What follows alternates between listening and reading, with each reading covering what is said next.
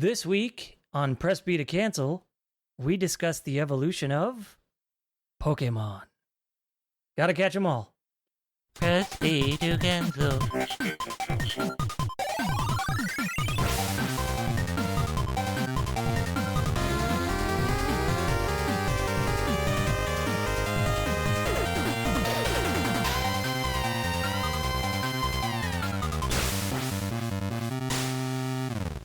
Hello, everybody, and welcome to Presby to Cancel. I figured 8 episodes deep, might be time to jump into a topic reflecting the podcast's namesake, Presby to Cancel. So, with that in mind, we're going to be talking about Pokemon today, to cancel that evolution. Wait, what? Sorry, I just had to do that. I was trying to think of something witty. Jingle, Jayco, magic keys make Oog feel all better. Okay, so here's our intro. Now you may continue. Arthur will be very proud, I'm sure. All right, so today's episode, I know I normally do things a little bit more structured, but today I'm going in a little bit more freewheeling. So we're going to discuss things a little differently, but I'd like to start with Pokemon's beginning in the West. So I remember seeing... I'd kind of gotten into import games and stuff like that shortly before Pokemon released in the West. And so I remember seeing Pocket Monsters merch at import stores and stuff. There was a place I used to go called Game Cave in Southern California.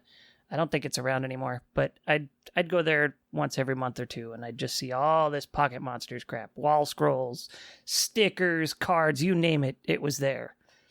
And I was like, what the heck is this? And they tried to explain it to me, and I just didn't get it. About a year or two later, it finally released in the West. And I remember seeing a news story on TV about Topeka, Kansas, changing its name for a day to Topekachu, Kansas. Nintendo, I'm guessing, threw a big sack of money at Topeka, Kansas, and said, hey, we want to change the name just for a day, have a big old event there. Kick off the Pokemon North American events in Topeka. And they were like, yes, please. So they had Money, people, please. I'm pretty sure they had people dressed in Pikachu outfits, and they had the fleet of 10 Volkswagen Beetles done up like Pikachu that said, gotta catch 'em all on the side. And from there, they just started sending those Beetles out to everywhere in North America to do the events. Do any of you recall that at all? No, but I just find it weird they didn't do Togepi, Kansas, because Togepi's a cute little Pokemon. But I think Togepi was Generation 2. Oh, that shows you the extent of my knowledge.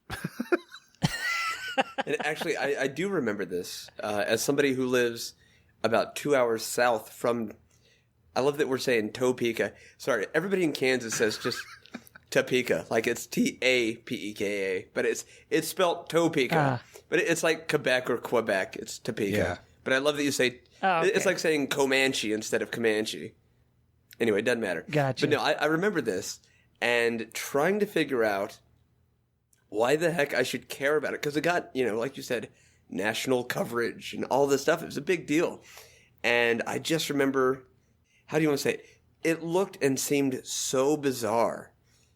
Yes. And it seemed like not just the people my age were getting into it, but it was these adults, wandering, or not wandering around, but stomping around in these thematic and brightly colored anime type shirts. And to that point, all I'd ever really seen of like anime and that kind of stuff was Dragon Ball. So I'm like, why are we not having a Dragon Ball Z day? What the hell is Pikachu? But yeah, so I remember the event from Topeka, but I just remember being like bewildered and confused. Yeah, I was not into it at all when I had first heard about it. And then I saw this news story, and I was like, and I lived in Vegas at the time, so it got that far at least. And I was like, what the hell is Pokemon? Like, why is this such a big deal? And then I think I had a Nintendo Power subscription at the time. So when my Nintendo Power came in, they started like really hamming it up with Pokemon and everything. And I was like, okay. I kind of see. And then I got a little curious, and I think because of the craze, my parents decided to get a copy for both me and my brother. Interestingly enough, they got us both blue. I was about to ask, did they get you the same color each? Because that would be just Yeah. Oh, God. So we had a house without a few Pokemon. But I remember I was so into that game at the time. I played the crap out of it. I was playing it on Super Game Boy mostly because I lived in Vegas. I had lived there for a short while, didn't really have any friends, so I wasn't playing it at school. I just played it at home, so I didn't care. I got super into it. I'm pretty sure I beat it within a couple weeks, like caught Mewtwo, everything. Or maybe I missed my chance to catch Mewtwo. I think I wasted my Master Ball is what happened. Now, what was I talking about? You had missed your chance to get the Oh, yes, Mewtwo. I had missed my chance to catch Mewtwo because I blew my Master Ball on, I think, Zapdos or something. And so I was kind of disappointed, and I ended up starting my file over and played through the game a second time over the next few weeks to finally catch Mewtwo. Like, that's how into it I was. Wait, do you need the Master Ball to catch them? I don't think you needed it, but I think it was such a slim chance to catch him without it that it was just a pain in the butt. Okay, that's fair. I probably tried 25, 30 times and failed every time. I was like, nope, I'm done. Yeah, peace out. Yeah, every time I looked it up, the guides always said, just save your Master Ball for Mewtwo if you want him. But see, they'd sold me on the birds being the legendary Pokemon. I kind of thought I needed the Master Ball for that.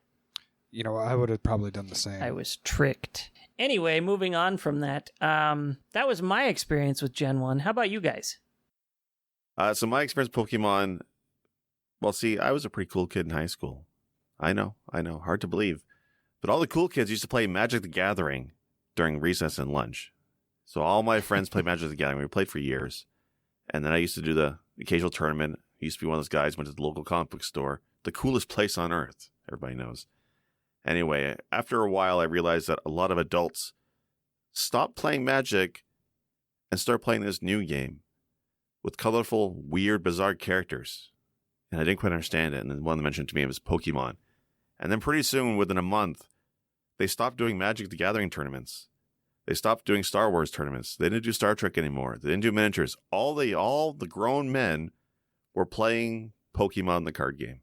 It swept my area. Like, I've never seen anything be such a fad before for single, lonely, middle-aged men in comic book stores. I can't believe it. I just like to say that Pokemon is how Canadians say it, just like how we say Mario, not Mario. It's exactly. It's the Pokemons, right? So my experience was hear about this franchise from that, and then a friend of mine showed me an episode of the cartoon, and it kind of went from there. And after I watched a few episodes of the cartoon, which we can talk about later. But from there, I tried the video game, and actually got quite hooked on the game. But I didn't play Pokemon until a couple of years after the fad kind of hit, and I was probably considered too old for the franchise. I was not a kid when I played the first game, but for an RPG, I've always been a fan of RPGs. And despite the aiming at a lower, younger audience, the game is quite good. It's a very solid game, challenging in parts, collectible, hit all right, the itches for you. And it's great, a lot of fun. See, I'm like from nowhere, in the middle of nowhere, so we were always late when it came to getting games like that. So I remember reading about it in magazines, of course, and the show actually I caught first before I actually played the game, and I was like, okay, I'm not a big anime fan, but this one caught my attention. I was probably in grade 8 going to grade 9. Maybe I was in grade 9, something like that. So it was just catch my attention. I was like, this is kind of cool. And of course, when I watched it, the show made no sense because it was never aired in order. So I remember seeing probably the end of the season first, and then I see Ash start off, and so it got really confusing. But I remember one guy had the game, and he had both of them. He had one Game Boy, he had 2 of the games, and he had the transfer cable, but he didn't have another Game Boy. So he gave me, I think, Red to play, and so that was my first experience. I was like, okay, let's try it. And I was like, okay, where do I get Pikachu? You don't have Pikachu? I was like, oh, and so, I chose Squirtle because I was like the water Pokemans over the fire ones. And I just remember it was really fun. And I wasn't expecting it to be so I don't know what the word is. Like, it's so straightforward. Like, it felt almost like a beginner's RPG, I thought in my head at first. But then it had, like, some very simple strategies and stuff, but it was easy for me to catch on to. And it was just kind of addicting right from the get-go. And it's just, I remember playing it. I don't know how far I got because I didn't own it. And then, you know, my friends, like, deleted my game so he could play it. And I was like, damn it. But, I just remember seeing a meme about 10 years later, and it shows the intro screen like when you first start a new game, and it says, no matter what you do, you'll never be able to experience this the same as your first time. And it was like ripped from, like, you know, it's supposed to be like your first time with a significant other, but they basically did it, and they dressed it up to make it look like a Pokemon meme, and I thought that was hilarious. And ever since then, like, the intro to the very first game, I always thought was really cool because of that. It's just like a very personal feel to it. And I'm not even that huge a Pokemon fan, so I just thought that was really nice. I thought they couldn't have nailed it better. I, growing up, had been into like tabletop type games like Hero Quest and like X-Men, Mutant Chronicles, and all those kind of ones. And I had a... Yeah, right. I was just slaying Poon left and right. No. Sorry, I shouldn't say that. I was 12. But I had a friend who had just a ton of Pokemon cards. And at the time I was living in Missouri. And he tried to show me the game and explain it to me. And I had stayed the night over at his house one night. And I loved it. Not enough to go out and buy them. I didn't really see the need because my friend had them. But I loved, you know, doing like the decks and you know, it was back when you played with like the marbles or the baubles or whatever they're called, you know, and just all these things. And it was completely new and awesome. And then he, of course, went out and he just had all the Pokemon stuff. So he ended up getting the first two Game Boy games. Forgive me for not remembering exactly which colors they were. And I played one or both of them. I don't exactly remember which, but I loved them. And then all of the Generation 2 stuff started happening, and I immediately lost interest. It was almost like Mega Man 7 came out all over again. And I just, to me, it was already this big, well-thought-out thing, and now I've got more that I have to learn, and I honestly hardcore fell off after Generation 2. And it was kind of the same with Pokemon Go, if we end up talking about that later. Pogo came out, and I loved it until, like, Gen 2 came out. And then I'm like, well, that's it for me. But that's my memory of it. I loved it. Yeah, I got to say I'm the same way. When I played the first one, I was like, I'm the kind of guy that wanted to go for all of them. And I knew I couldn't because, you know, there's multiple playthroughs, and I knew I'd have to do it all myself because there was nobody to trade with. I was like, I just couldn't do it. And then I found out you can do it all over again with the next game. And I'm like, oh, no, sorry. You mean I got to walk more? Man. See, I was actually excited about Gold and Silver when I first learned about it. I was on board. But then a friend of mine got both of them. And he played through one of them, and then while he was playing through one, he was like, you can borrow the other one for a while if you want. And I was like, all right. So I borrowed it for about a week or two. I tried playing it for a little while, and I got so annoyed with the fact that not only was it across different versions, but now the Pokemon only spawned at certain times of day and under certain weather conditions. I guess the game had weather. I don't remember if that was implemented in that one yet. But even just the morning, daytime, and nighttime completely threw me. I was like, dude, I have other things to do throughout the day. I can't be expected to play Pokemon to try and catch a specific one at a certain time. I'm not going to fire the game up at 3 different times in the day to try and catch a certain thing or see if something different appears. Exactly. Like, it was just outside of the realm of reality for me being a high schooler. It's like, okay, first off, morning and afternoon are just not going to happen. Yeah. I used to work night shifts, so I was trying to catch Pokemon in the daytime. I'm supposed to be sleeping. No, thank you. I think that's one of those things that would be really good in theory more than execution. Like if they had like an in-game clock, maybe.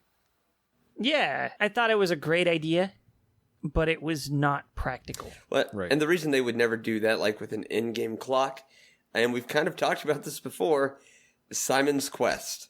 And that's all I'll say. I'll leave that there. Now all of a sudden we need Pokemon Gold and Silver Redacted. Oh, yes, that I'll play. Well, okay, I got a question then. So if Pokemon were available during night and daytime, Pokemon generally is targeted children.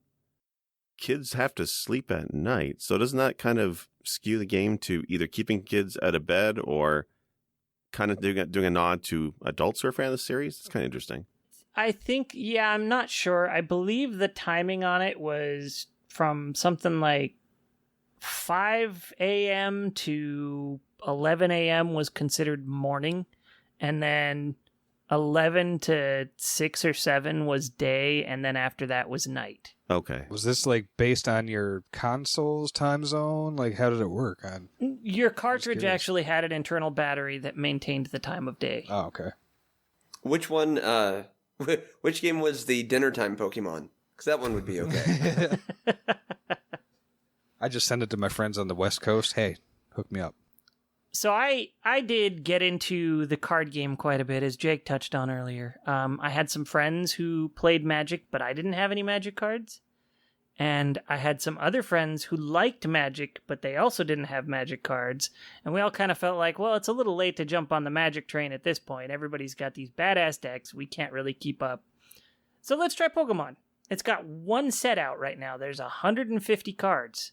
Won't be that hard to start getting into right off the bat. So we did that. And I do believe at one point I actually collected the entire first set.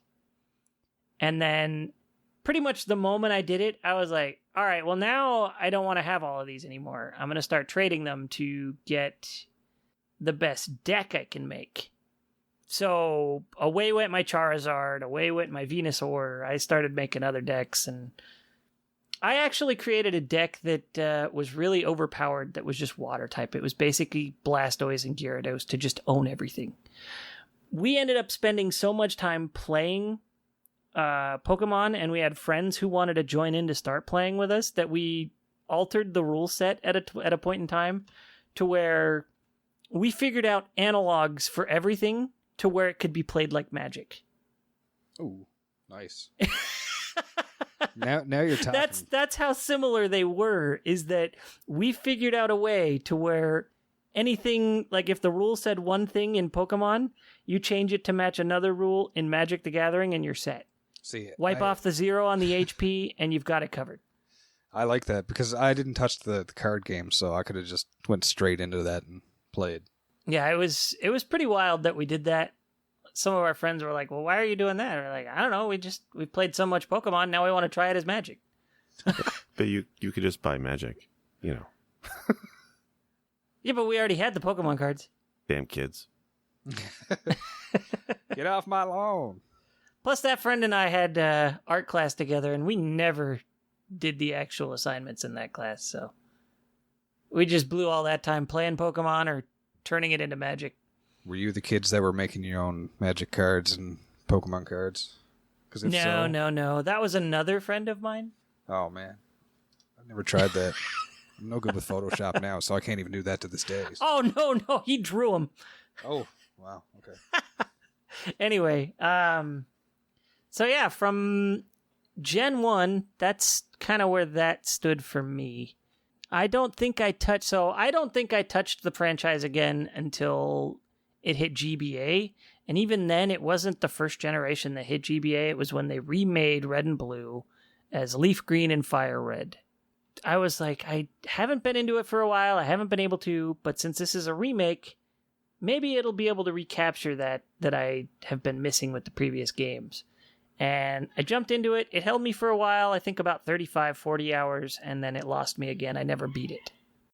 That's good. That's the intro to like an Elder Scroll game right there. I mean, 35, 40 hours is nothing to sneeze at for holding you, but Yeah. pretty sure... I mean, I played through 80 hours of the original Blue the first time, and then probably another 40 hours to get to everything the second time, so... respect. I don't know. I played the Sapphire one on Game Boy Advance because my friend, I'll never forget this. This is what got me into it again because I didn't touch it again after you said, it just kind of dropped off like with GP, you got to do this all over again. No. So I'm minding my own business, working. I was working at a gas station. I was probably 18, maybe 19. My friend came down just to visit me at work. And like, I'm working in the shack. Like, it's literally smaller than a sheet of plywood is the shack that I was working in. And my friend came in, so there's barely enough room for both of us to stand up. And he takes his thing out of his pocket, and I thought it was like a makeup kit. And I was like, "You bought makeup?" He's like, "No, man, it's Game Boy." I was like, "What?" So he had the Game Boy Advance SP, and I never even heard of it. And I goes, "What is it?" He goes, It's the Game Boy Advance SP." I was like, "Okay." And he opens up, he's like, "I got Pokemon." I goes, "Really?" And he goes, "Yeah, they made a new one." So he had Ruby in there, and he let me play it. He basically brought it down and immediately gave it to me and let me play and just like pick up, and I was just collecting stuff for him, and I was playing it for like 40 minutes at work. I'd take a stop to run out and serve a customer and come back in, and I was playing the game, and I instantly was like, this is amazing. So, but I didn't have an SP, right? I just had the old school Game Boy that you need to be under a fluorescent light to play. And so he said, "You know what? How about I get the original one and you can get one and we'll play." I was like, "Okay, cool," because we could play together that way. And so we ended up ordering red for him because he had Ruby and I got blue. We were both playing it, and I was really mad because I had to play out in the basement in my house under a fluorescent light while he was in my room in like hanging down like in the couch that I had in my room. And so the first thing I did after I went out to go to school, I went to Walmart, bought an SP, bought a carrying case, bought Sapphire, and started playing it incessantly until Christmas. And then I came back and absolutely wrecked him because he stopped playing a month after I left. Oh, wow. So I felt like a king, and I still do to this day. So if you're listening, thanks for giving up, buddy. So, Jake and GP, did either of you touch anything else from Game Boy or Game Boy Advance? No, not so much. I've honestly, my exposure after that really has been from Twitch and from watching other streamers who have that deep-rooted devotion to the franchise, which I do admire, but it's one of those franchises for me now where I get a little bit of nostalgia for the old stuff. I enjoy watching the new stuff, but I don't know that I'll pick it up again. Yeah, I'm kind of on the fence about some of that. I don't think I touched it again until Diamond and Pearl for the DS, and that one held me even less than Leaf Green and Fire Red, so I kind of learned my lesson, and I haven't bought another one since. Now, when Go released, of course, it was free to play. I had a smartphone. My wife had a smartphone, so we were like, sure, let's give it a shot. So we downloaded it and played the crap out of it for about 2 weeks. We were like, our phones were just never-endingly plugged in. Yeah. I invested in those cigarette lighter chargers 2 weeks before. Yeah, and so did we. Now I'm a millionaire because of that. Oh, invested it. No, we bought some. That's what I mean by invested in chargers. We just bought a couple. If I could retire on used cables and car chargers, I'd be rich by now. But for me, I also I worship the Game Boy Advance SP. I love that system. It's one of my all-time favorite systems, especially for handheld. I think it's king. And what kind of sold me is when I first saw the commercial and advertisements for Fire Red. And just that wave of nostalgia. I had Red. I played the hell out of that game, sure. And then, when the game starts up and you see Ash first leaving town and that heroic soundtrack kicks in, it just nails me. It just hooks me right in. I love the hell out of Fire Red. But then after that, I played that, dozens, if not hundreds of hours.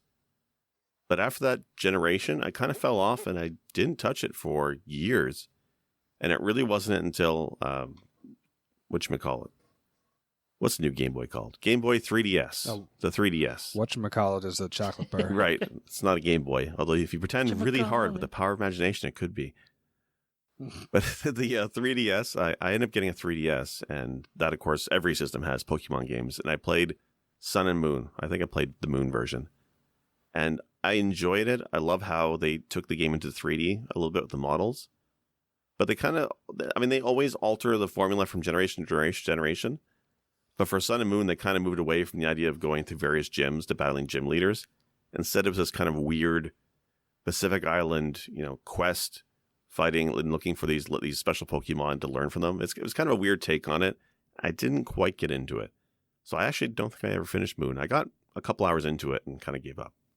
And at this point, it's not that it's saturated, but you guys talk about like Pearl and Sapphire and I don't know what the differences are anymore. I think I would be tempted if I ever got like a Super Game Boy.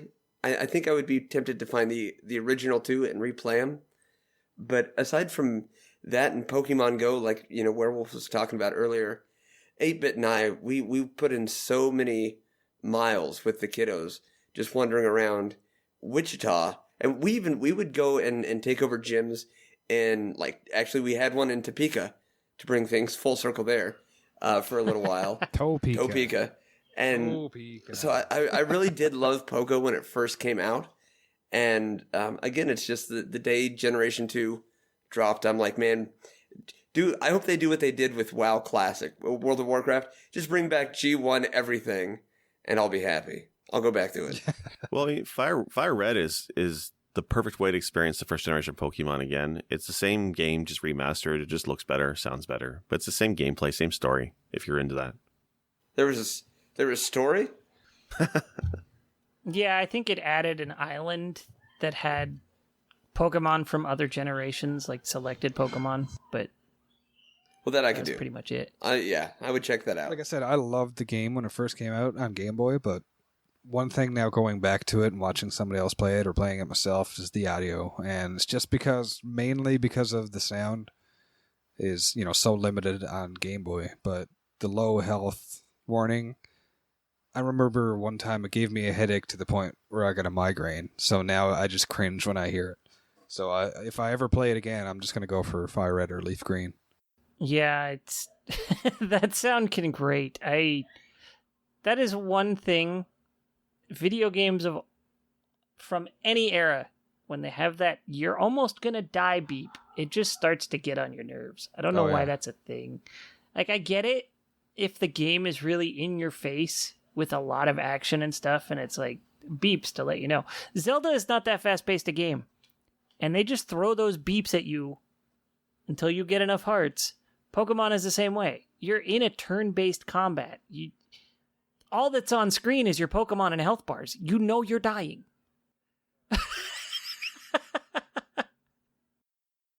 In the top 10 worst sounds in video games, I'd agree that the Pokemon death sound is probably up there.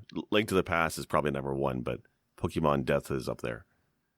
Oh, I'll put it at number 1. It seriously, it like Werewolf says, it grates, and I think it's just because it's ingrained in my head now at this point, where I had that one experience, and I'm just like, oh no. What about the Pokemon sound effects themselves?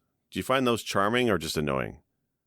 I thought actually it was pretty impressive to go from watching the show, where they all basically say their own name as how they make noises, but then when you actually play the Game Boy game, the original ones, and Jigglypuff makes the same music. They kept true to that, and I think even with the limited audio hardware they had, it was really impressive. At least with some Pokemon, it did seem like they were trying to make it almost sound like they were at least inflecting their Japanese names. Yeah, because a lot of them didn't have the same name in the US. Like Pikachu and Raichu, pretty much it. At least from Gen 1. A lot of them had very different names aside from that. Anything noteworthy? Anything that's popping out at you? I think Squirtle was Zenigame.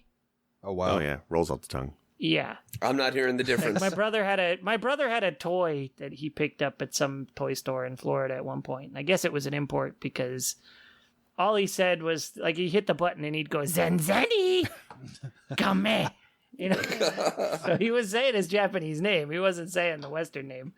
My favorite Pokemon is Trash Bag. He evolves into Trash Fire. Some Pokemon are just horrifying, like Drifloon. I don't know if you guys know of Drifloon. I do not. I don't remember what generation it came from, but it's a Pokemon that looks like a balloon. And what it does is it hangs out near children to try and coax them into grabbing this, like going and chasing it down. Because, oh boy, cute, pretty balloon. I must have a balloon. I'm a small child. And it'll grab their arm and steal them away. Wow, that's like... It just takes the children away. It's like Billy's balloon from... What is that guy's name? Don Hertzfeld. With all the little balloons taking the kids up into the sky and dropping them. And... Oh, yeah. What? That's terrifying. What horror movies are you guys watching? I'm sitting here thinking about Pennywise. Oh, dude, this is a cartoon. Okay, little tangent here. If you guys remember the Pop-Tarts commercials with the really weird people, like the weird-looking hand-drawn people where they were like chasing the Pop-Tarts to try and eat them, those were Don Hertzfeld animations for Pop-Tarts. God. So Billy's Balloon was an independent piece he did years before that, where it didn't have to be market friendly. It just exists. It just exists. I like it. Well, I have to chime in real quick with two things. One, because I just remembered, and two, is a callback to a conversation a moment ago. I completely forgot about this until just now. Pokemon Snap. I love that game, still love that game. That game is rad. You guys can fight me. I don't know if that game is popular or if everybody hates it, but I fucking love it. That's a great game, fans. Pokemon Snap. Wait, what? I think Snap is pretty well received. Okay, cool. And the other one, the other comment I have to get in here was about the most hated beeping noise in video games. And I would like to point out the soundtrack to 1942. Because that doesn't just beep at you when you're about to die. That's just the soundtrack. You know, the real speed run to 1942, you have to blare the soundtrack, otherwise cheating. Oh my god. The real speed run is to beat it in 1941. Oh. That is some Marty McFly stuff that I'm not prepared for. But okay, so yeah, that was my 2 cents. Pokemon Snap, thumbs up. 1942, shit soundtrack. When you guys mentioned like badly named Pokemon like Drifloon, the one that stands out for me, and he was a favorite of mine in Pokemon Moon, it's Mimikyu. And let me just read the descriptions from Sun and Moon, just so you have an appreciation for why I like this one. Its actual appearance is unknown. A scholar who saw what was under its rag was overwhelmed by terror and died from the shock. What? After going to all the effort of disguising itself, its neck was broken. Whatever is inside is probably unharmed, but it's still feeling sad. Whoa. Oh. It's literally a Pikachu. It's a rag on a stick with a crudely drawn Pikachu face and ears. It's an hilarious Pokemon, as you can tell from its description. What is this thing called? Mimikyu. It's just hilarious. It's sad and disturbed, but a lot of Pokemon origin stories are terrible. Like, they're frightening for a kid's game. What one? Which one was Oh, the Mimikyu. Okay. I first saw it in Moon, but it may have been in an earlier game. Yeah, that thing is nightmare fuel. I love it, though, because it can take a free hit, and then its disguise goes away, and it's basically invisible. It's a ghost Pokemon. But it gets that free hit no matter what. So it's a fantastic Pokemon. It's my favorite. Huh. Well, it looks like one of those yarn doll versions of a Pokemon from like Little Big World or whatever it was. Oh, Sackboy. Yeah. Yeah. Sackboy? Little Big Planet. Little Big Planet, thank you. Sackboy was the main character was his name. of... Oh, okay. I thought maybe it was a translation difference between the lower 48 and Canada. There's a metric equivalent in there somewhere. Right, yeah. Sure.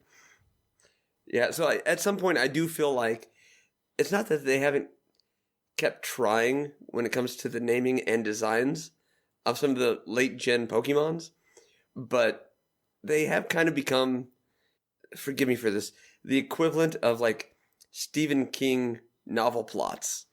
It's like, are you really trying right now? Is this really part of what you're wanting, or are you just joking?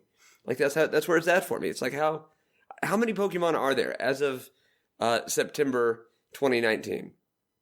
Something like 800? I'm sorry, I had a stroke. How many? 800? 807. Damn. There you go. Jeez. I could barely keep up with 151. That's all I'm saying.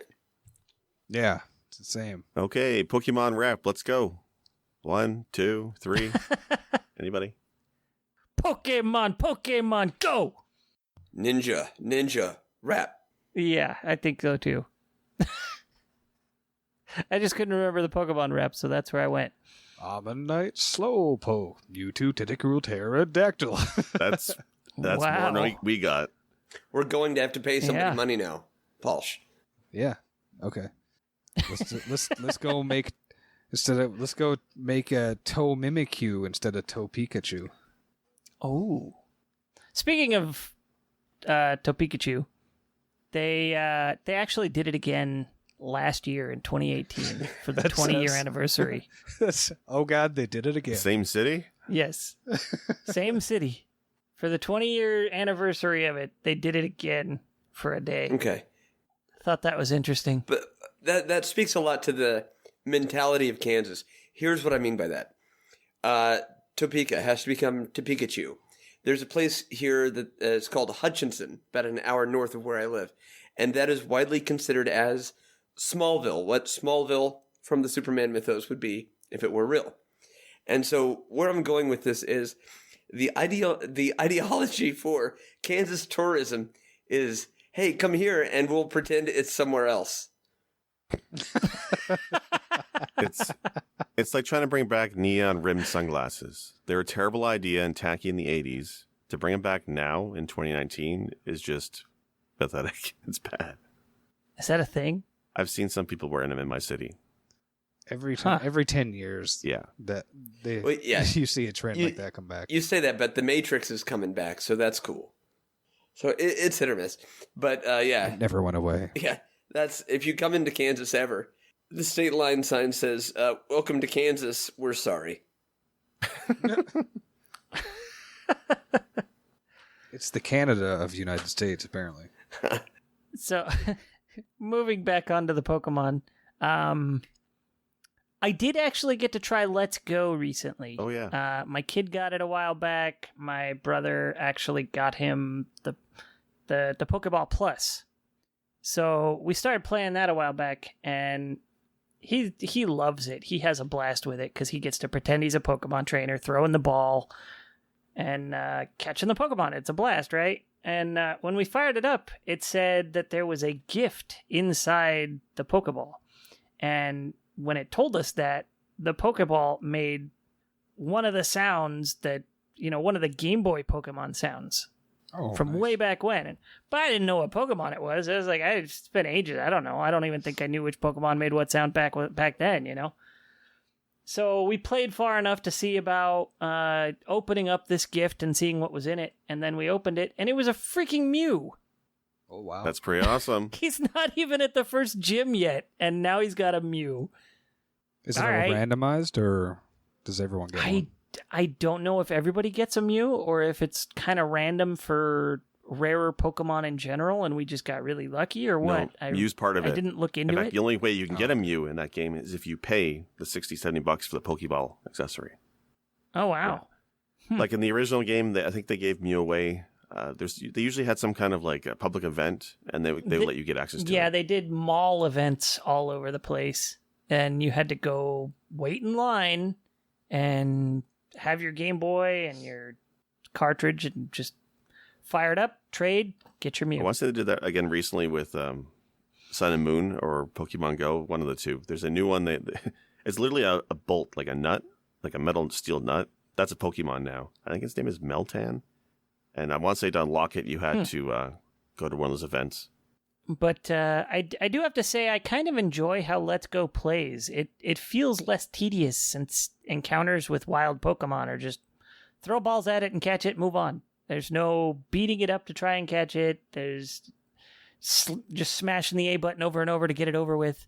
Because every interaction, if it's not a trainer battle, it's over in like 15 seconds. If that. Did you try using a Joy-Con? So that was actually kind of nice. No, we haven't played it with a Joy-Con yet. He's just been playing with the Pokeball Plus. Playing with a Joy-Con, because you can play with two players kind of in that game. I play with my kids, and we don't have the Pokemon Ball. But Joy-Cons are hot garbage with that thing. And you spend 10 balls trying to hit a goddamn Pokemon. but it's a Trademark. Oh, he catches it every friggin' time with the Pokeball Plus. It's ridiculous. It's a little tiny circle. He's getting excellence. That's amazing. Yeah, I don't know what it is, but he's also playing like 5 feet from a 42-inch TV that's at his eye level. So, Well, clearly he's destined to be a Pokemon master. You should send him outside into the wide world with a baseball hat and a backpack and say good luck. yeah, well, he's not 10 yet. He's only 5. He's halfway there. Hell, I'm 35 and I'm not ready for that. All right, so let's touch on the anime and the movies a little more.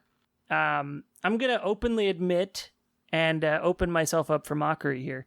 I saw Pokemon, the first movie, Pokemon 2000, and Pokemon, I don't know what it was called, Pokemon 3, I don't know if that's what it was called or something else, the one with Entei. I saw all 3 of those in theaters. I never saw a single one of them, to be honest. I'm sorry, what was it? Hinte? Is that what you said? I'm It was some big orange dog thing that looked kind of like a Growlithe or an Arcanine, but it was bigger I'm and Googling scarier. Hinte right now, and it's not popping up anything like what you're talking about. That was the last one I saw that I was kind of like, I'm done now. And my phone crashed. But but when I saw the first one in theaters, I legit teared up. I don't know if you guys have seen that movie, but toward the end, I think the only one I saw was Pokemon 2000, and that was at a drive-in theater that was also showing Casper. Do you guys remember that with Christina Ricci? That was like the double feature. Yeah. And I think that's the only time I saw Pokemon 2000. pretty sure that movie came well before Pokemon 2000. Oh, yeah, I'm not saying it was topical. I'm just saying that's what was playing. But it was a classic. Well, for me, it was less the movies and more the cartoon. The first season of Pokemon, the anime, that's like a guilty pleasure for me. I watched it with my kids not too long ago, and every time Pikachu, I know he's going to be fine. I know he'll never die, ever. But anytime he's in mortal peril and he's just beaten up, and he gives that little cry, and Ash clutches him tightly like a baby, I shed a single tear every time. I don't care who hates me. Hates you. Everybody relates to you now. Yeah, who would show hate like, how dare you have feelings toward this cartoon? Yeah. It's funny how much more prevalent Pokemon is these days than it was when, Generation 1 released. But with Gen 1, they had, 2 or 3 musical albums that released with the anime, and it was ridiculous. And I don't know if they do that stuff anymore. I'm pretty sure it's just the games and plushies mostly at this point. In terms of merchandise? Oh, there's all kinds of merchandise. Yeah. My brother had one of the CDs, the To Be a Master album. I'm trying. Microphone master. Turn off the tape and rock the ghetto blaster. Exactly. That's some 41. When I went overseas to Tokyo there, we actually went to one of the Pokemon centers, but we didn't even go to that store. There's Pokemon everywhere in Tokyo. I guess that goes without saying, but from cookies to juice at a vending machine to underwear, like literally everything. And I still see a lot of that over here too. I still see the occasional Pokemon figurines and toys and stuff. We went to the mall a couple weeks ago here, and I saw a little, like one of those stands, and it wasn't really a kiosk, but it was like a standalone vending machine kind of thing. But it was called a Pokemon Center, and it had a vending machine on one side with a bunch of Pokemon merch in it, and then it had a Pokedex on another side where you could like look at the different Pokemon, and it was kind of wild. Well, I was just at the C&E in Toronto. It's basically a big fair exhibition, and you have carnival games, that kind of thing. And some of the prizes are obviously knockoff Pokemon merchandise, right? And I saw a family like with 3 kids in strollers, and one of the kids was clutching a gigantic Pikachu. Like it was probably 2-3 feet long. It's huge. Wow. And this pair of guys, and I mean buff, gym-looking dudes, 6.5, 7 feet tall, just the toughest guys walking down the street or the avenue, and they see the kid with the giant Pikachu, and they walk up, hands on hips, like, yo, where'd you get that Pikachu? And like, oh, the basketball game. Oh, thanks so much. And then they just ran for the carnival lane with the games to get their own Pikachu. That's awesome. It just shows you that the generation who loved Gen 1 are all like, 30 plus now for the most part, and have that just love of Pikachu stuff. Oh, yeah. Pikachu, I mean, they knew that was a gold mine from the get-go. It there was Pikachu, there was friggin' Pokemon Yellow. I think to this day they still brand pretty much every console with a Pikachu to some extent, even if it's a limited release. Ridiculous. But yeah, I gotta say I do like the older cartoons. There's probably only one line I still remember from the original movie. Or maybe it was the second movie. I don't know. It was from one of the movies. There was a really bad line. I choose you. No. No. That was a mistake, Ash. Damn. And I'm pretty sure it was the second movie because it was a bunch of people on a yacht. I don't know. It might have been the first movie. I really don't remember. But there's a bunch of people on a boat and you overhear them talking. Like there's people at different tables eating and talking, and it passes by one table and you hear a guy go, "And I said, no, I just had Krabbies," and everybody bursts into laughter. I was like, oh my God, that is not a kid-friendly joke. Even crabs is a Pokemon. Gotta catch them all. Well, okay, here's a question, because I legit don't know.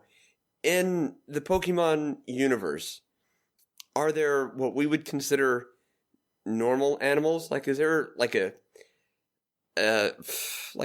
dog, just a regular canine? Or is every single animal in that universe a Pokemon? I feel like Generation 1, the way we were introduced to Pokemon, made it sound like there were other animals that were not Pokemon. But the further we get into the franchise, I feel like the less that seems to be the case. Right. Which is really bizarre because I'm pretty sure Oak said that all the Pokemon shared a lot of common genes. Okay. And so that means they're like, all these Pokemon are just weird mutants. And we're just living on their planet. How uneventful and underwhelming and potentially scary would it be to be like a dog or like a regular domestic house cat in the Pokemon world? It'd be horrifying. And you'd be a letdown to everybody. Or like if you're a cow. Oh, you're the cow. We'll eat you. We'll grind you into burgers. But, Mutanks or whatever the cow Pokemon is. Yeah, Miltank and Tauros. Don't touch him. He's a Pokemon. He's special. Eat that goddamn cow. Right. Well, we don't. And then there'd always... Okay, no, Yeah, sorry, go ethical ahead. question. Can you carve up a Miltank, eat some of it, leave it alive, take it to a Pokemon Center and heal it? The questions shit. Nintendo doesn't want you to think about. Right, yeah. Wulff with the hard questions. We'll be getting that cease and desist very soon. Well, there's always that kid at school who runs up and you're like, "Oh man, check it out. I got this cool new thing that everybody has." And it's the off-brand thing that, you had to get from the dollar store. That was me growing up, so I can make this joke. But that kid shows up with a Pokeball. He's like, "Guys, check it out. I caught like a Meowth." And then he opens it and it's just like a cat. And everybody's like, "Damn it, Randall, go back to the corner." That's horrible and sad. That's how bullying starts, and it's not funny. Shut the fuck up, GoBot. GoBots aren't real Transformers. Go back to eating paste. I'm just picturing now somebody taking a cat into Pokemon battle, just pulling out a cat carrier. Like the opponent's like, "Charizard, go," and throws a Pokeball. And then some guy with a cat carrier, just Meowth, go. Let's it. Meow. And it's a house cat. Yeah. Yeah. Literally a house cat. Yeah. And it's like way more feral than any other Pokemon you'll ever see. Takes down the Gyarados and then gets disqualified, but kind of they should allow it. Yeah. It's like Karate Kid, wins with that illegal kick to the head. Yeah, but at that point, everybody had already stormed the mat. I'm sorry, we're Feral getting off dog topic. used rabies. This is my It was fault. highly effective. Welcome, ladies and gentlemen, press B to cancel. This is how we normally talk. Yeah. I apologize. Sorry. Well, I not think sorry. this it's is almost my time to fault. hit B, so let's go ahead and go around and see what everybody's favorite point in the series was. I think for me, it's pretty safe to say it was just Pokemon Blue, period. I I played the crap out of it. I played through it 2 or 3 times. I traded for every single Pokemon in that. My friends and I figured out how to do the missing node nonsense and all that. Blue holds a special place in my heart that no other entry in the game in the franchise has been able to replicate. Cool. I think for me, my favorite moment or era of Pokemon is the day after I was introduced to Pokemon, because I got the idea of what it was, and my mind was like being expanded to see what the rules were for the card game, and then gradually introduced to all this other stuff. And it was just this amazingly fun idea. And so to be at the front door of all the stuff that you're about to learn that's going to be awesome, that was magic. That was absolute magic. So for me, that was my favorite part. You want me? So for me, it's Pokemon. It's when it's a spin-off. That's the stuff I enjoy the most. And I actually quite like what they're doing today or nowadays with it. Detective Pikachu is probably a good spin on it, I believe. There was a game on the 3DS for that. And I just love how it took Pikachu, this beloved character, and he's in this combat situation, or you think he's going to be, with his friend there who has Detective Pikachu. And he's like, Pikachu, use Thunderbolt. And Detective Pikachu just looks at his guy and says, use Thunderbolt. And to me, that's just like the funniest thing on the planet, right? Like humans ordering around animals to do battle, and the animal turning to you and say, what the hell are you talking about? Anyway, I love Detective Pikachu. The recent movie, the CGI movie, I thought was actually really great. And I hope they do more crazy stuff like that. Like the mainline games are fun and all, but when they take Pokemon and put it into different situations that spin off, I love that kind of stuff. Yeah, that's really cool. I like that. And I haven't even seen the movie yet, so now I really want to see it. But for me, it's definitely, I want to say Sapphire, because I was playing it so much. Like it was probably from like August to December. I didn't really play anything else. I'd be watching the movie, or I'd be watching a movie and I'd be playing the game. But I think it's just that introduction to Sapphire by playing Ruby is probably my fondest memory of the entire franchise. Just because my friend came down out of the blue, and it's just one of those things. Like we were both out of high school, and I just remember that. It's a memory that I'll always cherish. And I don't know. It was just cool. It was like a new era of video games for me. So I think that's fair. All right, so I think we can go ahead and wrap up. This has been favorite Pokemons. Let's list off our favorite Pokemon real quick. Ryan Reynolds. Oh, I can't top that. Danny DeVito. If Randy only Quaid. he Randy were Quaid. Detective Pikachu. Randy Quaid. Honestly, if I could have like a real life Pokemon, I'd want it to be a Growlithe. They're so cool looking. Yeah, they are pretty cool. And I'd feel safe. And cuddly. You can't cuddle a Gyarados. I'm not even a cat person, but I liked Persian. Don't know why. I think that silence is a little bit Were the judgmental. 300 of them? It was a cat that could literally create money out of nothing, so... Yeah, Yeah, that's a great that's option. the only cat that At I least like if you on evolved the- it from Meowth, and Persian was way cooler than Meowth, so... That's true. That's solid logic. I'll agree with you for there. Not that it's not going to be my favorite, but it's respectable. Jake, what about you? I just like the one. Are you actually go? I like the You're one. actually going to go with Ryan Reynolds? No, I'm not going with Ryan Reynolds. I love Canadian Ryan Reynolds. It's a fantastic Pokemon, but no, I like the one. I don't even know his name, but it's basically a steel ring with keys attached, and that's a Pokemon. I love that one. I'm not even kidding. I don't know what his name Where is. are you coming up with these? Jingling Key Pokemon is the best of all. Okay, real quick, just to bring this whole thing home. Sick Jake, did you play with GoBots? I think somebody's played a mean trick on you. No, I did not play with GoBots. I had one Optimus Prime, and I had my toy. That was it. Turns out he's been talking Yu-Gi-Oh! or Digimon all this time. This is pocket monsters, not digital monsters. Also, I think if you have a life that you want to escape your life, then the Mewtwo, is the Pokemon that you want. Because then if he's cool, he can just get in your mind and you can live whatever life you want. Yeah, that's kind of That's not- creepy. That's true. Well, okay. So what, you're going to have a Mewtwo and introduce people like, hey, this is my Pokemon. He's kind of a dick. Or you'd be like, hey, I don't feel like doing anything today. Can you get in my head and make me think that I'm on Jupiter? Because that sounds cool. So you're wanting Mewtwo to be your own personal Total Recall. That is exactly what I'm saying. That was perfectly stated where we're I was going to say he wanted to pet Dr. Manhattan, but okay. A pet what? Whoa. Wait a minute. 12-inch penis on a Pokemon sounds good to me. I got that reference. Oh my god. Okay, first off, I have to point out, Sick Jake uses metric. I don't think he knows what 12-inch means. So. Oh, man. Well, we found our outtake. I think Sorry, guys. I'm sorry. I've loved this episode, but I'm sorry that I have been the main reason we've gotten off track. I'm so sorry. I think it's fine. Mine's my favorite Squirtle, by the way. Dicks. Oh, yeah, there's a good question. What was your starters from Gen 1? Squirtle. Real quick.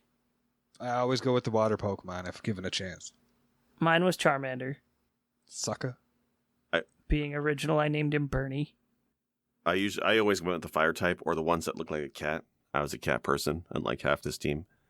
And I usually named them stupid things like dog food, frozen peas, cream corn, stuff like that. Don't ask me why. Never my dude. Never my dude, no. And actually, I was water type too. I went with Squirtle. And I kind of want to change my answer to my favorite being Cubone because of how heartbreaking the story is. Yes, it's true. I love the Cubone. Yeah. Well, let's not bring it up here because I don't want to cry. But anybody who's listening, if you don't know the story about Cubone, you should check it out because it is actually worth looking up. So here's all you have to Google is whose skull is Cubone wearing? And if that's not the most emo shit you've ever heard. Yeah. I love it. Also, I mean, but yeah, the keychain one is nice too, Jake. That's fine. I have to look his name up now. Anyway, this has been Press B to Cancel. I was your host this week. Thank you for having me for a second week now. Who are you? Werewolf. You can find me on Twitch and Twitter. WAREWULFF. I was going to leave it to the imagination this time, but thank you. All right, Palsh, take it away. Hi, my name is Sick Jake. You can find me on Twitter as well as... I'm Palsh109. You can find me on Twitch at Palsh109. PALSH 109. Sometimes. And Jake? All right, now sorry. GP? Nope, go for it. Go for it, Jake. Thanks, GP. For the record, his name is Klefki. Klefki, the keychain Pokemon. He resembles a key ring with 4 keys and a spherical head and a small pink oval on its forehead. Anyway. That's his life story. That's pretty much it. It's also dark and jingly. My name is Sick Jake. You can find me, Sick Jake, on Twitter or on Twitch. I'm a part-time, biannual, never streamer. And then our resident derailer, GP. This is GP. Typical spelling. Sorry. And you can find me on the Retro Therapy, which is, of course, on Twitch. We're also on Twitter and Instagram as the Retro Therapy. All right. Thank you, everybody, for tuning in. Press B to Pikachu. Insert music here. Wait, that's not how the song goes. Special thanks for music go to Arthur the Ancient, found on SoundCloud, or The Last Ancient on YouTube. For more episodes, please visit our website, pressbtocancel.com. As well, feel free to like or subscribe at Apple iTunes, Google Podcasts, or anywhere else you like to listen to your favorite shows. As always, thank you. This has been Press B to Cancel.